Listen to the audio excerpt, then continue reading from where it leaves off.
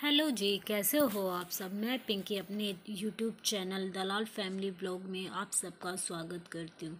आज के ब्लॉग की स्टार्टिंग करेंगे हम साफ़ सफाई से। ये मेरा ड्रेसिंग है, इसकी साफ़ सफाई आज मैं करूँगी।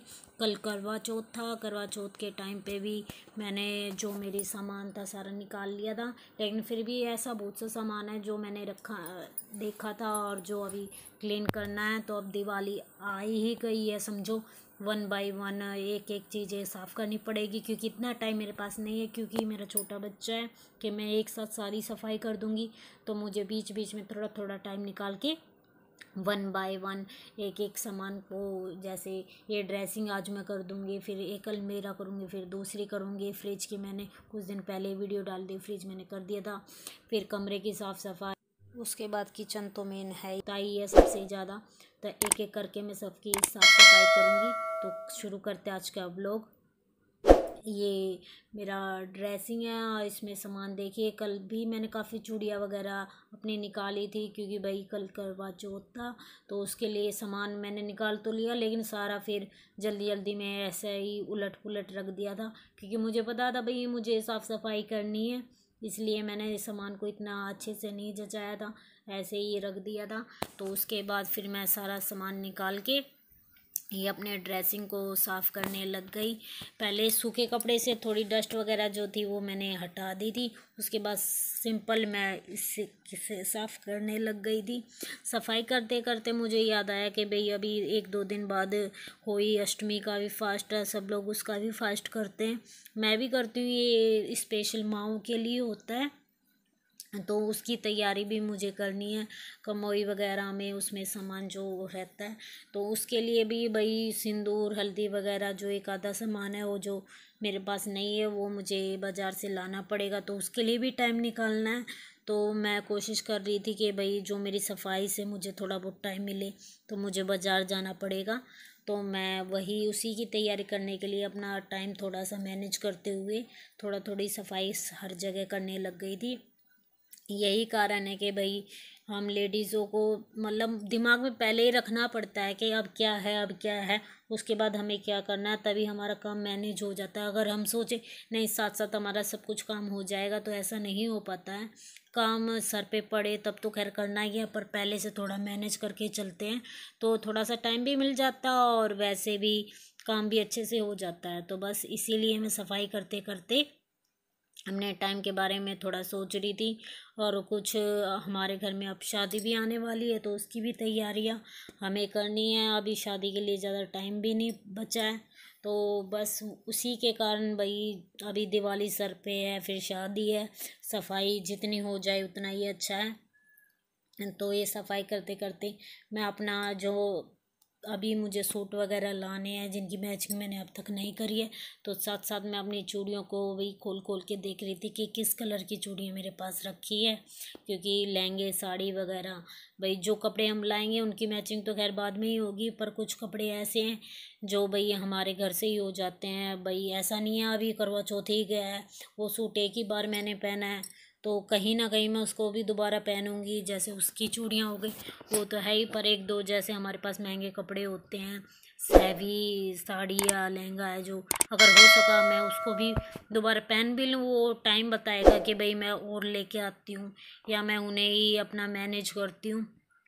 तो इसलिए भाई उनकी चूड़ियाँ वगैरह भी मैं अभी देख के निकाल दूँगी, उनका सेट वगैरह जो जो चीज़ें मुझे तैयार होने के लिए उस टाइम चाहिएगी, उनको मैं अभी से देख लूँगी कि भाई कौन सी चीज़ कहाँ रखी है, ताकि बाद में मुझे ढूंढना ना पड़े। और ढूंढते हैं तो खैर वो चीज़ टाइम पे मिलती भी नहीं है, बाद में मिलने का कुछ फ़ायदा भी नहीं होता।